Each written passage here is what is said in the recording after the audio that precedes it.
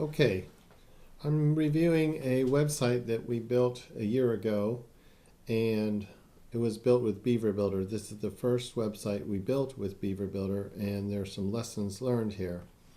So I'm going to go to the page builder. And what you'll notice is on the older products at the bottom, everything is in its own little box, right? Which is fine. When we built this website, we just copy and make a new row, no problem, everything's easy. The problem is we have several modifications to make because the customer wants to add a whole bunch of new rows. And it's much easier to drag entire sections. For example, this whole section is a row, and this whole section is a row. And then we can drag new products in between. So anytime you have an excuse to make a row, always create a new row. If you're not sure, create a new row.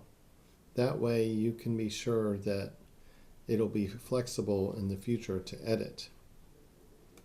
So in this case, we actually created an empty grouping of modules. So these are done, but further down you'll see they're not done yet. So all of these are old modules, and they're all individual. So I'm going over here to saved on the right, and I'm dragging an empty product row over underneath the one I did last. And you can see that it's up here, sorry. These are all individuals.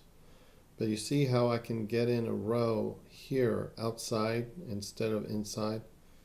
That's where I want to put an empty row underneath the last empty row I created. And then from the existing modules that are individualized, for lack of a better phrase, I can drag them up into the new grouped row.